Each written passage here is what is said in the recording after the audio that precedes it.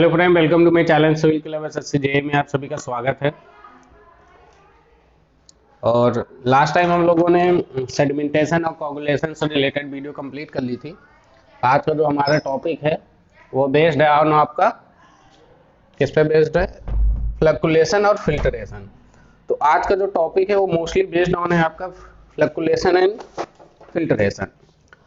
और आज मैंने आपके टॉपिक में हिंदी भी इंक्लूड कर दी है, तो प्रॉब्लम नहीं है किसी भी को। तो स्टार्ट करते हैं। सबसे पहले टॉपिक है फ्लक्चुएशन। जब हम प्रीवियस लेक्चर में हम देख रहे थे कि जब हम वेस्ट वाटर को रिट्रीटमेंट कर रहे थे तो वहां पे हमने सेडिमेंटेशन और कोगुलेशन जैसी चीजें पढ़ी थी। आज का जो टॉपिक है, in fluctuation the neutralised suspended particle are provided with the sufficient content time so as to be combined and grow in size and get finally removed in the sedimentation process। तो जो आपके sedimentation से process से जो आपका waste water जो find out हुआ बाहर आया, तो उसमें क्या है, कुछ सफिशिएंट कंटेंट में क्या थे आपके प्रोवाइडेड कर रहे थे, क्या सस्पेंडेड सॉलिड्स थे, न्यूट्रलाइज्ड थे, ठीक है, जो कि फ्लक्चुएशन प्रोसेस में उन्हें रिमूव किया जाता है। अब देखिए इसमें क्या होता है कि in order to promote the contact between the neutralized particles so as to form bigger size flocks। तो जो बिगर साइज फ्लॉक्स होते थे, slow mixing is done, fluctuation depend. तो जो आपके बहुत बड़े साइज के जो वेस्ट होते थे, जो उसमें फ्लॉक्स होते थे, जो उसमें मिक्स होते थे स्लो मिक्सिंग के साथ, तो उनके क्या है, किस किस पे डिपेंड कर रहे थे। पहली बात आपकी डिपेंड कर रहे थे वो टर्बिडिटी में। More turbidity more will be the fluctuation, means जितनी ज्यादा टर्बिडिटी होती है उतनी ज्यादा आपकी फ्लक्चुएशन होगी, छानन की काम, छानना बोलते हैं हिंदी में। दूसरा पॉइंट है types and dose of the coagulant. तो iron coagulant will be form heavy flocks in less time. तो जो आयरन के जो फ्लॉक्स होंगे वो जल्दी ही क्या हो जाएंगे, लेस टाइम में ही आपके क्या हो जाएंगे, सेटल डाउन हो जाएंगे। नेक्स्ट क्या है आपका टेम्पोरल मीन वेलोसिटी ग्रेडियंट। तो इसका भी इफेक्ट आपके फ्लक्चुएशन पे पड़ता है, ठीक है। उसके बाद हिंदी में देखी जाए तो फ्लक्चुएशन क्या होता है, फ्लक्चुएशन बेअसर निलंबित कणों को पर्याप्त संपर्क समय प्रदान किया जाता है ताकि गठबंधन और आकार में बढ़ सके और अंत में अवसादन प्रक्रिया से में हटा दिया जाता है। बेअसर का एक मिनट बेअसर कणों के बीच संपर्क को बढ़ावा देने ताकि आकार बड़े आकार के फ्लॉक बन सके और धीमी गति से मिश्रण किया जाता है, क्योंकि आपके फ्लक्चुएशन डिपेंड करते हैं मैलापन पे, कोगुलेंट के प्रकार पे और साथ ही साथ अस्थायी माध्य वेग प्रवणता पे। चलिए नेक्स्ट टॉपिक पे चलते हैं।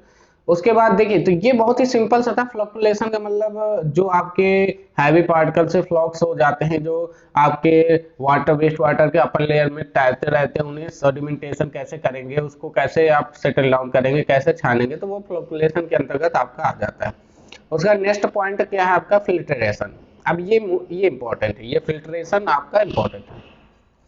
तो filtration is the most often used as limiting step to remove the flocks and the final unsedimented particle through the beds of granular materials। filtration also remove the suspended organic matter। क्या क्या remove कर रहा है आप देखें यहाँ पे, तो सस्पेंडेड ऑर्गेनिक मैटर को रिमूव कर रहा है, जो आपके फ्लॉक्स एंड द फाइनल अनसेडिमेंटेड पार्टिकल उन्हें रिमूव करना है, और micro organisms dissolve minerals from the water. और जो माइक्रो ऑर्गेनिजम्स आपके वाटर में डिजॉल्व है उन्हें रिमूव करना है। तो अब डिपेंड करता है किस प्रकार से करेगा। तो इसमें दो टाइप के फिल्टर होते हैं। पहला आपका बेटा ग्रेविटी फिल्टर होता है, दूसरा प्रेशर फिल्टर होता है, ठीक है। छानन, फिल्ट्रेशन को हिंदी में बोलते हैं छानन। निस्पंदन का उपयोग अक्सर दानेदार सामग्री के विस्तारों के माध्यम से फ्लॉक और महीन असंचित कणों को हटाने के लिए सीमित कदम के रूप में किया जाता है।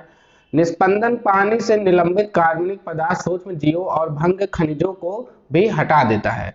चूंकि ये दो प्रकार के फिल्टर होते हैं, गुरुत्वाकर्षण फिल्टर और दबाव फिल्टर। ग्रेविटी फिल्टर पढ़ते हैं। These are the type of filter in which the head is required. जिसमें क्या होता है, हमें ऊंचाई रिक्वायरमेंट होती है। हेड का मतलब यहाँ से बेटा हाइट से है, यहाँ हेड का मतलब हाइट से है। Height means head. तो यहाँ हेड का मतलब हाइट से कह रहा है, height is required by the water to pass through the filter medium. कि जो पास हो रहा है आपका वाटर फिल्टर मीडियम में, उसकी हाइट क्या है वो डिपेंड करती है आपकी ग्रेविटी फिल्टर में। This head is provided the height of the water itself over the filter medium. और वो हाइट ही आपको बताएगी कि आपका कितना वेस्ट वाटर वहां से फिल्टर हो गया। अब देखिए, gravity filter is also be divided into two parts. The first part is slow sand filter and the second part is rapid sand filter. अब इतनी जो चीज मैंने इंग्लिश में बताई यही हिंदी में बेटा लिखी है, बहुत ही सिंपल लैंग्वेज में लिखी है, आप पढ़ सकते हैं इसको आराम से। ठीक है, ये दो प्रकार की होती है, धीमी रेट फिल्टर और रैपिड रेट। और दूसरा पार्ट पढ़ते हैं। दूसरा क्या है, प्रेशर फिल्टर। प्रेशर फिल्टर क्या होता है, these are the type of filter in which the head is required by the water to pass through the filter medium is provided the artificial. तो आर्टिफिशियली तरीके से हम अपने तरफ से क्या करते हैं, उस फिल्टर में प्रेशराइज करके अगर हम वाटर को पास कराते हैं तो वो किस प्रकार का फिल्टर हो जाता है हमारा, वो फिल्टर होता है हमारा प्रेशराइज फिल्टर या pressure filter by the application of the pressure over the water. Okay, यही चीज आपको हिंदी में दे रखी है। यह एक प्रकार के फिल्टर है जिनमें फिल्टर माध्यम से गुजरने के लिए पानी की सॉरी आवश्यक से इसको पानी तक दबाव डालने का एक कृत्रिम रूप से प्रदान किया जाता है। अच्छा, जो बात हमने की थी ग्रेविटी फिल्टर में टू टाइप्स होते हैं, तो पहले फिल्टर की बात कर लेते हैं। पहला फिल्टर है स्लो सैंड फिल्टर।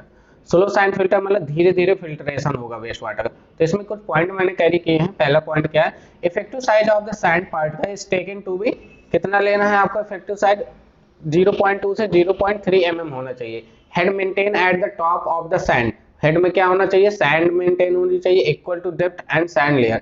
तो उसकी एक भी वाटर होना चाहिए, वाटर के नीचे सैंड लेयर होना। And the coefficient of uniformity CU, जिन लोगों ने बेटा सिविल इंजीनियरिंग की होगी उन्होंने ये सॉइल मैकेनिक्स में पढ़ा होगा फॉर्मूला, तीसरे चैप्टर में सॉइल प्रॉपर्टी में, कोएफिशिएंट ऑफ यूनिफॉर्मिटी और कोएफिशिएंट ऑफ करेक्शन ऐसे करके। ठीक है, तो CU और CC, तो CU की जो वैल्यू होती है D60/D10। अच्छा, यहाँ पे जो D60 होता है इसका मतलब होता है कि 70% आप क्या कर सकते हैं, पार्टिकल पास हो सकते हैं और 40% नहीं हो पाएंगे। और D10 का मतलब 10% पार्टिकल पास हो जाएंगे और 90% नहीं होंगे। फिल्टर मीडियम शुड बी 5, और फिल्टर मीडियम क्या होना चाहिए, इसमें यूनिफॉर्मिटी 5 होनी चाहिए। किसकी यूनिफॉर्मिटी 5 होनी चाहिए। नेक्स्ट पॉइंट क्या था, डिजाइन लाइफ ऑफ फिल्टर। इस फिल्टर की जो डिजाइन लाइफ होती है वो 10 to 15 ईयर होती है, याद रखेंगे। फ्रीक्वेंसी की बात की जाए तो 1 से 3 महीने के बीच में इसे फिल्टर को साफ करना होता है। और जो टॉप लेयर होती है उसमें कितने सेंटीमीटर थिक आपकी सैंड लेयर होनी चाहिए, तो वो 1.5 to 3 सेंटीमीटर की होनी चाहिए। ठीक, साथ ही साथ रिमूव्ड रेट ऑफ फिल्ट्रेशन, और उस फिल्ट्रेशन का जो रिमूव्ड रेट है वो 2400 to 3600 लीटर पर मीटर स्क्वायर पर डे होता है। ठीक है, अगर हम फिगर की बात करें तो यहाँ पे क्या होता है कि यहाँ पे आपका वेस्ट वाटर होता है, ये आपका वेस्ट वाटर है, यहाँ पे आपकी सैंड होती है और यहाँ पे कुछ ग्रेवल्स ऐड कर दिए जाते हैं। उसके बाद जब आपका वेस्ट वाटर इसमें पड़ता है तो वाटर से पहले आपका इतने मीटर सेंटीमीटर में होता है, उसके बाद आपके सैंड में आपका फिल्टर होता है, आफ्टर दैट ग्रेवल में, और उसके बाद यहाँ से जो वाटर निकलता है ये काफी प्योर वाटर निकल आता है। ठीक है, तो इस प्रकार फिल्ट्रेशन प्रोसेस से भी हम लोग इसको फिल्टर कर लेते हैं वेस्ट वाटर को। वही चीज आपको हिंदी में दी गई है कि रेत के कणों को प्रभावी आकार 0 से 3 मिनट, तो यही चीज मैंने हिंदी में भी एक्सप्लेन कर दी है, तो आपको पढ़ लेना है। मैंने हिंदी से राइट करा दिया है, तो राइट कर दिया है, तो आप इसको आसानी से पढ़ सकते हैं। अब दूसरा पार्ट पढ़ते हैं, rapid sand filter. Rapid sand filter is remove the suspended and colloidal matter. याद रखेंगे बेटा, सस्पेंडेड पार्टिकल के साथ साथ कोलाइडल पार्टिकल को भी रिमूव कर देता है rapid sand filter. It also will remove the micro organism, और साथ ही साथ माइक्रो ऑर्गेनिजम्स को भी रिमूव कर देता है। दूसरा point, in this case the rapid sand filter the size of the sand particle divided by the filter media is a large, क्या होती है, ज्यादा होता है। Hence the impurities percentage the deep inside the sand layer, ताकि क्योंकि इसकी जो थिकनेस आप लार्ज कर दोगे तो फिल्ट्रेशन में टाइम क्या होगा, कम लगेगा। और हम सैंड की अगर सैंड का जो पार्टिकल साइज है वो बड़ा कर देंगे तो जल्दी फिल्टर हो जाएगा। ठीक है, क्योंकि छोटे में टाइम लगता है। So the surface washing alone in not sufficient, तो अकेले आप उसे सरफेस वॉश नहीं कर सकते, इसलिए हम लोग बैक वॉशिंग का प्रयोग करते हैं, बैक वॉशिंग करते हैं। ठीक है, पहले जैसे निकला तैसे बैक वॉशिंग कर देते हैं। The entire process of the back washing is taken 15 minute, उसका हम कितना टाइम रखते हैं, 15 मिनट्स में हमें बैक वॉशिंग करनी होती है। अगला पॉइंट कह रहा है, the amount of water in back washing 2 to 5% of the total water filter, जितना बेटा वाटर फिल्टर होता है उसका 2 से 5% वाटर हम क्या कर देते हैं, बैक वॉशिंग में यूज कर देते हैं। Back washing prepared for the 24 to 48 hour. ठीक है, 24 to 48 आवर में प्रिपेयर करते हैं। अगर बात करें area of the tank of the rapid sand filter is the 10 to 100 metre square per unit. ठीक है, जिस यूनिट में हम ले रहे हैं। नेक्स्ट पॉइंट, इफेक्टिव साइज की बात की जाए तो यहाँ पे D10 इज 0.35 से लेके 0.6 mm तक होना चाहिए आपका जो D10 है। यहाँ पे D10 की साइज दी गई है पार्टिकल की, और एज्यूम करके कॉमनली हम क्या ले लेते हैं 0.45, मींस D10 की जो जनरली वैल्यू होती है रैपिड सैंड फिल्टर में, तो हम 0.45 ले लेते हैं। उसके बाद नेक्स्ट पॉइंट क्या है, मिनिमम फ्री बोर्ड। जो बेटा फ्री बोर्ड मान लीजिए कि जैसे आपका ये है, ये जितना फ्री बोर्ड जैसे मान लीजिए ये टैंक है, तो टैंक में ये जो ऊपर का एरिया जो बच जाता है ये आपका फ्री बोर्ड कहलाता है, ये आपका फ्री बोर्ड कहलाता है, फ्री बोर्ड। ठीक है, तो कह रहा है 0.5 मीटर तक फ्री बोर्ड होना चाहिए। The base material is a gravel, base material में ग्रेवल होना चाहिए, ग्रेवल होना चाहिए जिसकी डेप्थ आपकी कितनी होनी चाहिए, 45 सेंटीमीटर होनी चाहिए।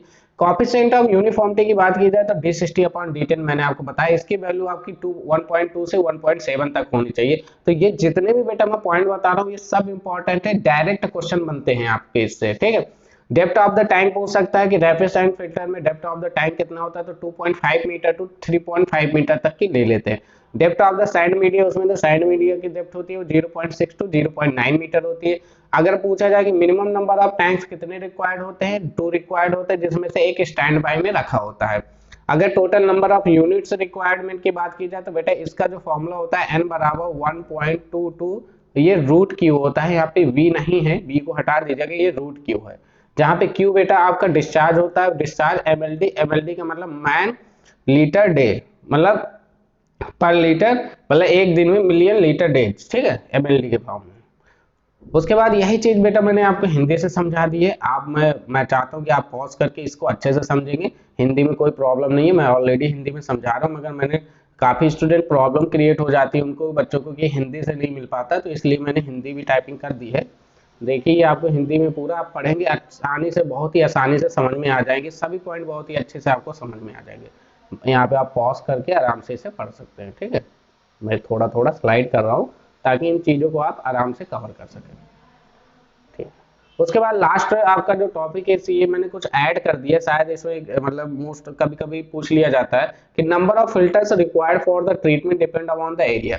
अगर अच्छा देखिए एरिया मीटर स्क्वायर में ध्यान दीजिएगा, अगर 20 मीटर स्क्वायर से कम एरिया है तो आपको 2 नंबर और 2 फिल्टर्स की जरूरत पड़ेगी। अगर एरिया, ये एग्जाम में पूछा गया था, ये आपके एक एग्जाम में पूछ चुका है 22 to 49, तो उसने पूछा था कि अगर एरिया आपका 22 to 49 है तो कितने फिल्टर की जरूरत पड़ती है, तो 3 फिल्टर की। उसके बाद 250 से अगर 649 मीटर स्क्वायर है तो 4 फिल्टर की जरूरत पड़ेगी। अगर 650 से 1200 है तो 5 फिल्टर की जरूरत पड़ेगी। अगर 1200 से ज्यादा है तो फिर 6 फिल्टर की जरूरत आपको पड़ेगी, जिसमें से हर एक में एक एक फिल्टर हमेशा एक स्टैंड बाय में लगा होता है। ठीक है, तो ये एक पॉइंट था, तो यहीं तक का था, ये आपका था फ्लक्चुएशन एंड फिल्ट्रेशन। अगला टॉपिक आपका आ जाएगा डिसइंफेक्शन, मैं आपको बता देता हूँ डिसइंफेक्शन होगा, उसके बाद क्लोरिनेशन होगा। मैंने इसको टॉपिक को अलग क्यों रखा, क्योंकि पूरा का पूरा बेटा केमिस्ट्री बेस्ड टॉपिक है, इसमें रिएक्शंस वगैरह है, ग्राफ वगैरह है, ग्राफ है क्लोरिनेशन का कुछ ऐसे करके, तो ये सब हम लोग कंप्लीट करेंगे, इसलिए इसे टॉपिक को यहाँ पे मैंने नहीं रखा है।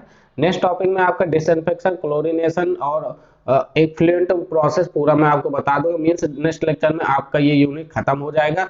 उसके साथ ही साथ जो बच्चे कह रहे हैं कि सर 100 यूनिट्स का पेपर वाइज पेपर टेस्ट कराइए, तो मैं 100 वाइज बना रहा हूँ, क्योंकि अब और भी मजा आएगा, क्योंकि हमारा सॉलिड भी मोस्टली कंप्लीट हो रहा है और लिक्विड भी हमारा 80% कंप्लीट हो गया है, तो अब हमें क्वेश्चन बनाने में आसानी होगी। अब जैसे आपके एग्जाम में प्रैक्टिस सेट में क्वेश्चन 100 पूछे जा रहे हैं, उसी तरह हम कोशिश करेंगे, और उसमें ये भी कोशिश करेंगे कि हम ई ऑप्शन भी रखें, क्योंकि अगर आपके एग्जाम में ई ऑप्शन आता है बिहार के एग्जामों में, तो मैं ई ऑप्शन भी रखूंगा ताकि आपको और चीजें क्लियर होती जाएं। ठीक है, कोशिश ये रहेगी कि क्वेश्चन का जो पैटर्न रहेगा बेटा उसमें हिंदी और इंग्लिश दोनों से क्वेश्चन रहेगा, हो सकता है आंसर भले ही इंग्लिश से या ऑप्शन इंग्लिश से हो, मगर मेरी कोशिश रहेगी कि हिंदी भी मैं इंक्लूड कर दूंगा। ओके, तो आप परेशान न होइए, आप जितना देते जा रहे हैं उसको कंप्लीट करते जाइए। हाँ, थोड़ा बहुत मैं चाहूंगा कि जितने भी आपकी इंजीनियरिंग से रिलेटेड बुकें वगैरह आती हैं, जैसे ऐसा जेईई की जो बुकें होती हैं, तो आप वहां से जो आपका लिक्विड वेस्ट मैनेजमेंट का जो टॉपिक होता है ना, वहां से आप उसके क्वेश्चंस को कवर कर सकते हैं, चाहे वो किसी भी उसकी हो पब्लिकेशन की, आप किसी की भी लेके उससे थोड़ा आपका जो इन्वायरमेंट का पार्ट है, या